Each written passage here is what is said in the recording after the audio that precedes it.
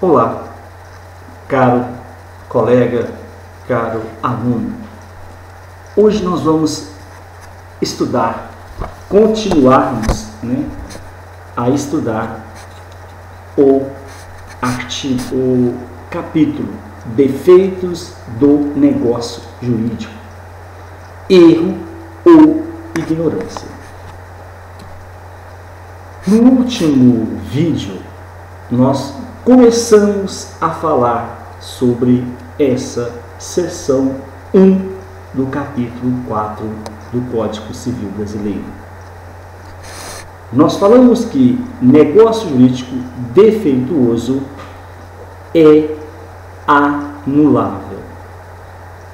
Significa dizer que a nulidade é relativa. Falamos também que defeitos jurídicos do negócio são vícios que impedem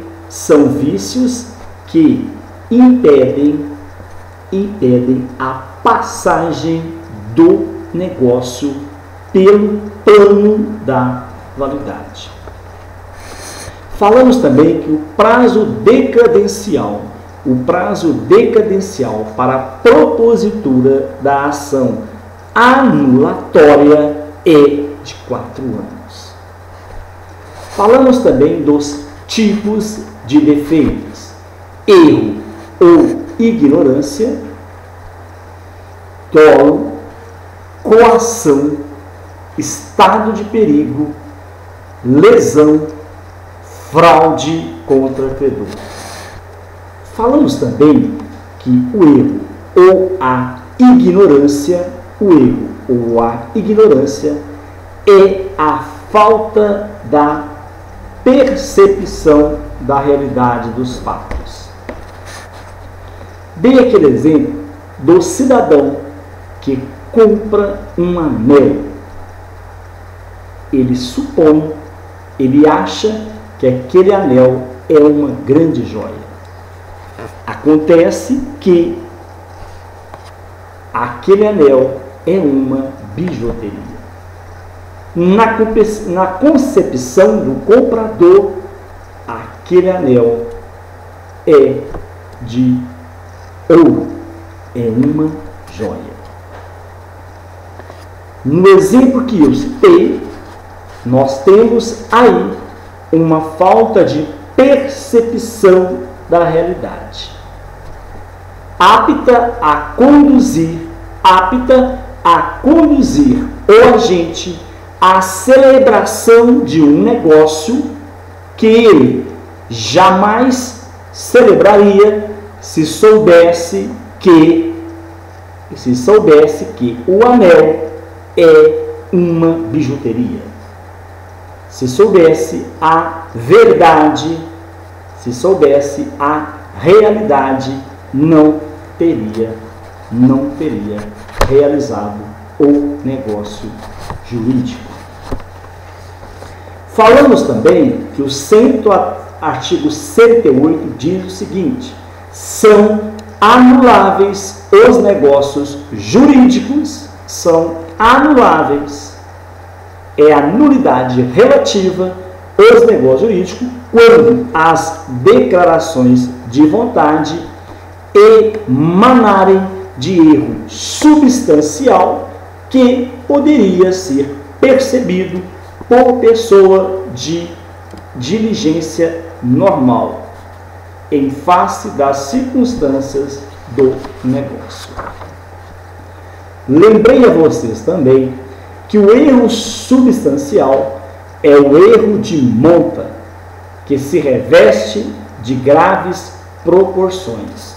Erro tão grave a ponto de conduzir o agente à celebração de um negócio que ele jamais teria celebrado se a verdade fosse por ele conhecida. É o caso do anel. Falamos também do erro cognoscível, que é o erro que poderia ser percebido por pessoa de diligência normal. toda vez, falei também que toda vez que o sujeito incorre no erro, ele está contratando com outra pessoa e achando que o anel era uma joia, depois ele descobre que é uma bijuteria. Então, existiu para o lado do comprador e para o lado do vendedor o negócio jurídico. Porque o comprador acreditava piamente que o anel comprado era joia. A loja, por sua vez, que vendeu a ele a bijuteria. Desta forma, um dos lados, comprador, é a vítima do erro, e do outro lado é a pessoa que contratou com a loja. Colegas, nós agora vamos falar do artigo 139. O erro é substancial quando? O erro é substancial. Ele afeta a substância, a parte suma importância do negócio quando? O erro é substancial quando interessa a natureza do negócio. Interessa a natureza do negócio. Preste atenção. Erro substancial é o erro de fato por recair sobre circunstância de fato, ou seja, sobre as qualidades essenciais da pessoa ou da coisa. E, além disso, é reconhecível pelo destinatário da celebração da vontade. Exemplo: comprar um cavalo pensando que servia para a corrida e descobrir que ele só serve para procriar. Trata-se de um erro de qualidade. Vamos lá. Inciso 1. Interessa a natureza do negócio, ao objeto principal da declaração ou alguma das qualidades a ele essenciais. É o exemplo do cavalo, que ele só servia para procriar. Inciso 2. O erro é substancial quando concerne a identidade ou a qualidade essencial da pessoa a quem se refira a declaração de vontade, desde que tenha influído nesta de modo relevante. 3. O erro substancial quando, sendo de interesse, sendo de direito e não implicando recusa à aplicação da lei, for motivo único ou principal do negócio. Erro quanto à natureza do negócio. Erro quanto à natureza do negócio. O erro sobre a natureza do negócio é quando recair sobre a natureza do ato. É quando recair sobre a natureza do ato. Exemplo: uma pessoa pensa estar vendendo uma casa e a outra recebe, na verdade, um título de doação. Uma pessoa pensa estar vendendo uma casa e a outra recebe, na verdade, um título de doação. Não se terá um real acordo volitivo de vontade e o ato é suscetível de anulação. O erro sobre a natureza do ato negocial, preste bem atenção, quando recair sobre a natureza do ato. Pode acontecer que o negócio jurídico assuma certa natureza, pode acontecer que o negócio jurídico assuma certa natureza para uma das partes e revele-se com natureza distinta para outra. As partes se divergem com relação à natureza do negócio celebrado. Imagine você, veja só esse exemplo.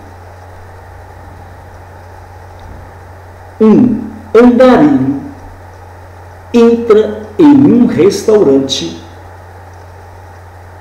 chega no balcão e diz o seguinte: por favor, dê-me um copo de suco e um pastel.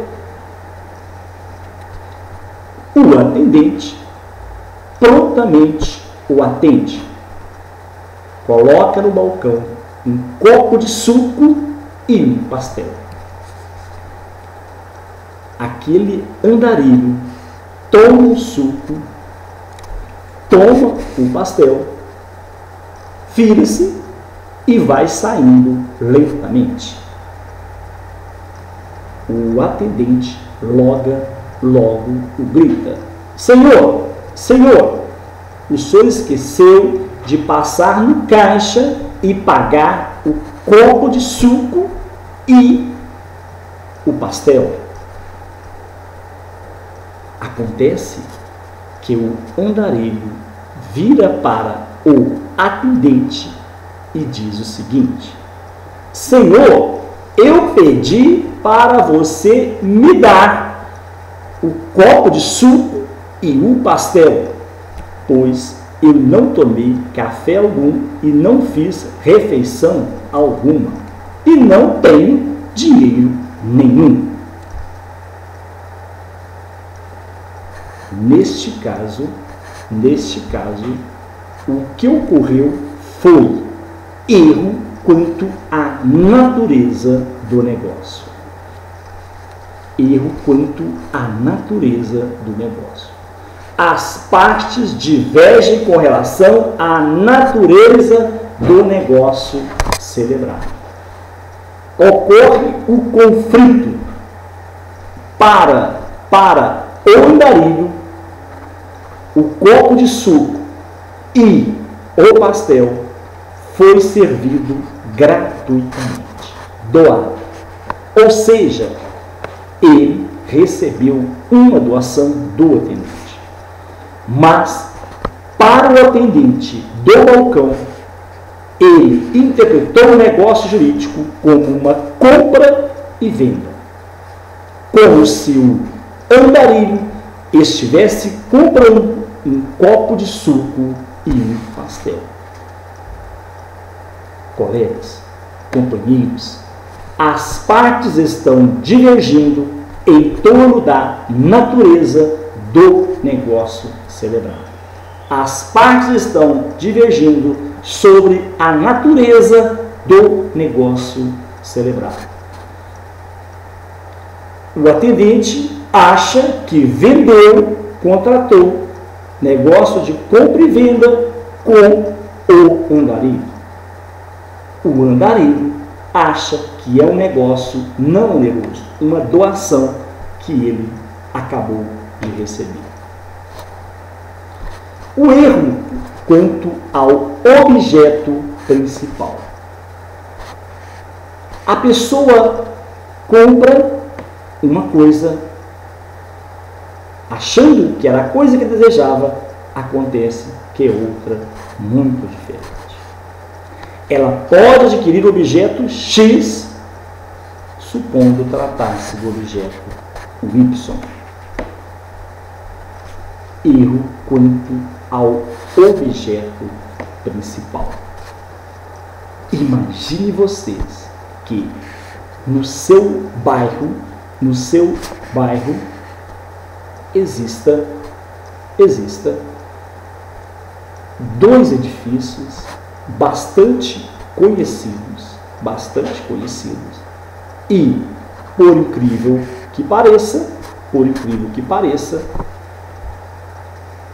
alugam-se apartamentos nesses edifícios.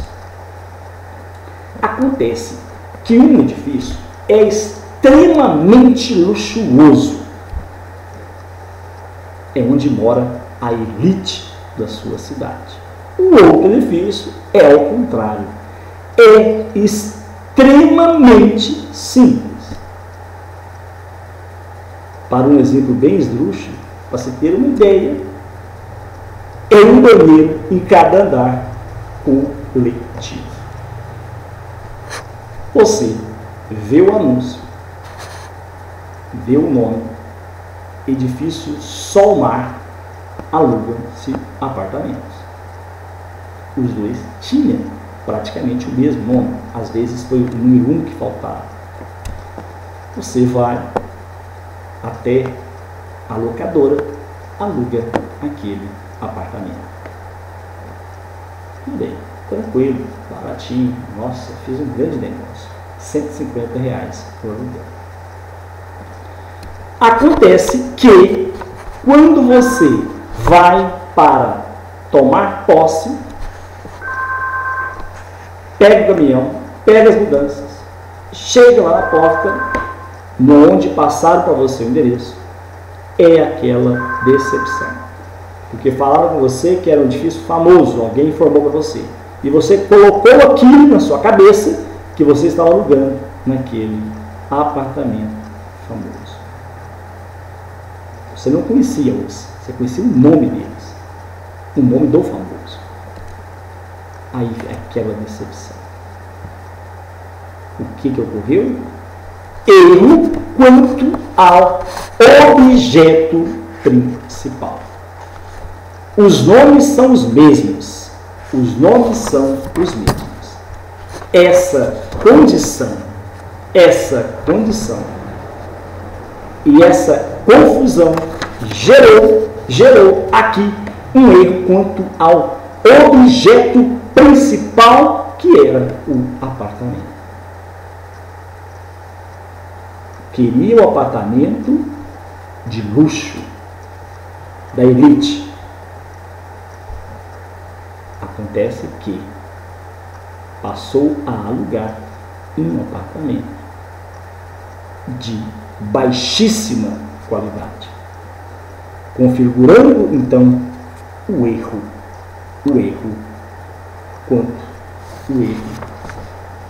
quanto ao objeto principal. O contrato pode ser anulado. O erro quanto à qualidade essencial do objeto. Vamos lembrar do anel. O sujeito adquire um anel, supondo tratar-se de uma loja, quando na verdade a qualidade é outra, bem inferior. Ele adquiriu uma bijuteria. Ok? Um interessado adquire uma obra de arte e paga caro por ela, supondo tratar-se do objeto de um pintor famoso. Mas, caros colegas, quando na verdade o quadro que ele veio adquirir é uma réplica, uma cópia, não é original, não houve aqui um erro quanto à qualidade essencial. Houve aqui um erro quanto à qualidade essencial do objeto. Foi o anel, realmente ele queria o anel. Ou foi o quadro, realmente ele queria o quadro. Mas ele supunha que aquele quadro era de um pintor famoso, mas na verdade não passava de um pintor desconhecido. O requisito do erro quanto à qualidade essencial do objeto serve de molde para a propositura de uma ação anulatória. O erro quanto à pessoa. Essa forma de erro se apresenta quando a relação jurídica tem a natureza intuito personae, relação onde o valor da pessoa tem um peso muito grande, muito maior do que o objeto ou a coisa envolvida. Imagine vocês que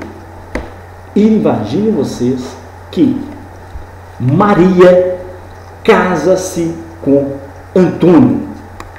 Maria casa-se com Antônio. Acontece que Maria acha que está casando com um grande companheiro, com um nome para atendê-la em todas as suas necessidades. Lógico, ela é mulher, esperava um homem para atender a ela, não só como um companheiro, mas também a sua relação, que seja um grande homem também na cama. Acontece que após o casamento, Maria descobre que o seu homem, o seu marido, casou com ela simplesmente para ficar bem com a sua família e com a sociedade. Ele não teve coragem de enfrentar a sociedade e declarar ou se apresentar como a sua opção sexual, que era uma pessoa do mesmo sexo. Ele era um homossexual. Mas só que ele não tinha coragem de declarar essa posição. Maria pode pleitear a anulação do seu casamento. Um erro quanto à pessoa. Ela achou que estava se casando com um tipo de pessoa e casou com outra. Entenderam? O erro de qualidade. O erro de direito incide no desconhecimento da lei. O erro de direito incide sobre o desconhecimento da lei. Comete o erro de direito aquele que ignora a letra da lei, ou mesmo aquele que, conhecendo, a interpreta mal. Erro de direito. Erro que incide no desconhecimento da lei.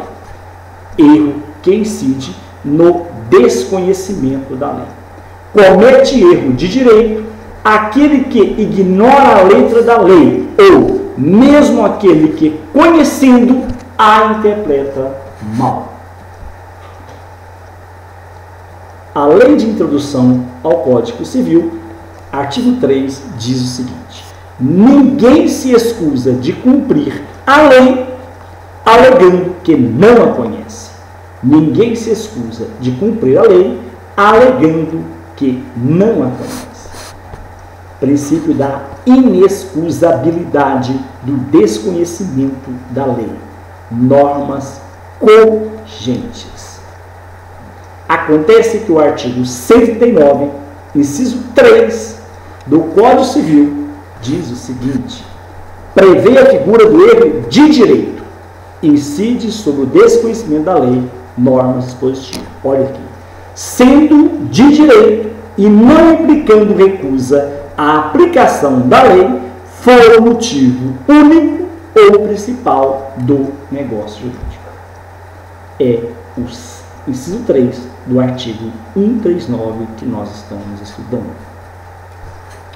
A princípio, as figuras parecem antagônicas, parecem se contrapor umas às outras. Ocorre que, dentro do sistema, temos duas espécies de norma: normas cogentes e normas dispositivas. Vamos entendê-las? Vamos lá. As normas dispositivas são aquelas que permitem, que facultam um comportamento, mas sem punir aquele que realizar conduta diversa. A grande função da norma dispositiva é liberar a prática de uma conduta. Mas, se a pessoa não realizar essa conduta, nada acontece com ela.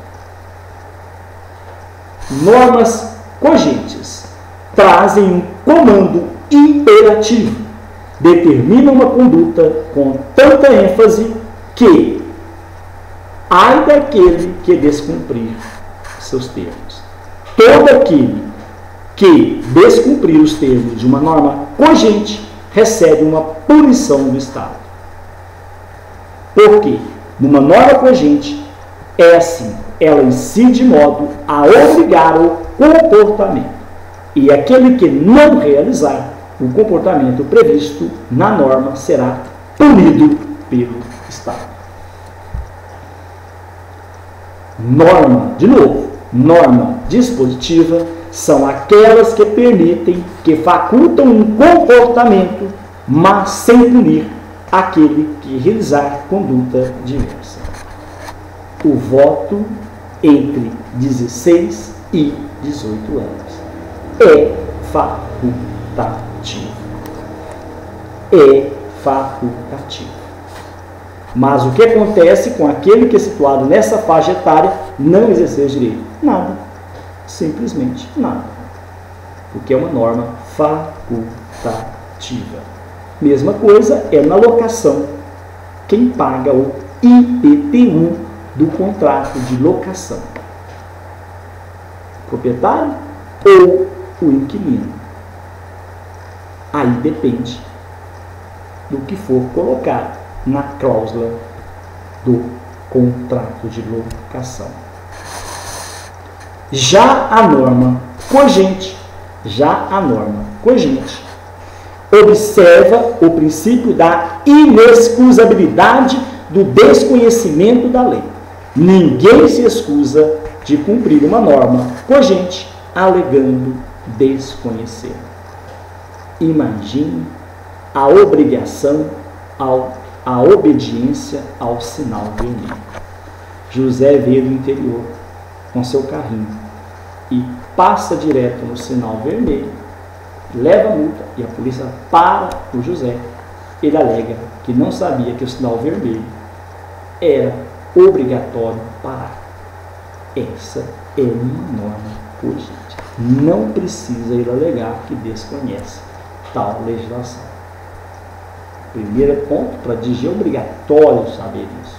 E a lei obriga que o motorista saiba a legislação de trânsito. Então não adianta ele alegar esse desconhecimento. Esse argumento não merece a corrida. Esse argumento não merece a corrida. Erro de direito apenas verifica quando se tratar de normas dispositivas. Normas cogentes não comportam erro de direito. Normas cogentes não comportam erro de direito. Novamente, normas cogentes trazem um comando imperativo, determinam a conduta com ênfase. Norma dispositiva são aquelas que permitem, que facultam um comportamento, mas sem punir aquele que realizar de outra conduta. Erro de direito apenas verifica quando se tratar de normas dispositivas. Normas cogentes não comportam erro de direito. Não implicando recusa à aplicação da lei, não implica infração à lei. Colegas, eu gostaria que vocês atentassem bastante para o que nós explicamos. Novamente, eu vou ler o artigo 109 para você lembrar dos exemplos que foram dados. Inciso 1. Interessa a natureza, o erro substancial, quando interessa a natureza do negócio, ao objeto principal da declaração ou alguma das qualidades a ele essenciais. Estão lembrados lá do andarilho? Inciso 2. O erro é especial quando concerne a identidade ou a qualidade essencial da pessoa. Estão lembrados do Antônio e da Maria?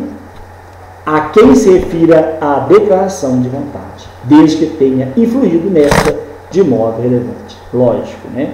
No casamento, na união dos dois, essa relação sexual foi para Maria o erro essencial. Foi o erro, a parte substancial. Inciso 3, sendo direito, não implica recusa à aplicação da lei. Nós falamos da lei, das leis cogentes e falamos também das normas dispositivas. Dispositivas, eu lembrei para vocês da faculdade de votar por Jesus 16 aos 18 anos. Das normas cogentes, eu falei com vocês do sinal vermelho.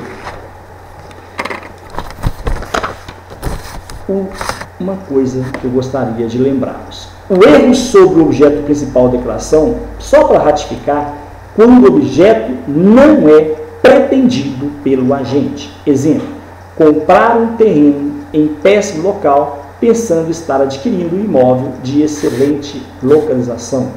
Relembrando, ok? Erro de qualidade essencial do objeto. Uma pessoa pensa estar adquirindo um negócio de prata que na realidade é de aço. Estou dando exemplo para vocês.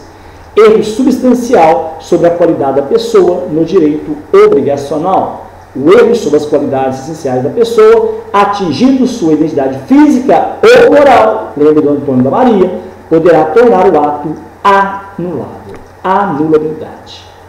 Que desde a consideração pessoal era a condição primordial para a efetivação daquele ato. Mas o erro só anulará o negócio se influiu de forma relevante na manifestação de vontade. Erro substancial sobre a pessoa no direito de família e no direito sucessório. No direito de família, seria o caso de anulação de casamento em virtude de relevante erro sobre a identidade física ou moral do cônjuge. É o caso da mulher que casa achando que o sujeito é uma pessoa, na verdade, ele é homossexual. Ok? Erro de direito, nós já falamos, né? Não consiste apenas na ignorância da norma jurídica, mas também em seu falso conhecimento e na sua interpretação errônea, podendo ainda abranger a ideia errônea sobre as consequências jurídicas do ato negocial. No próximo vídeo, nós vamos estudar o artigo 140 e os demais, falando sobre negócios e atos jurídicos. Que Deus abençoe a cada um de vocês. Até o próximo vídeo, se Deus quiser.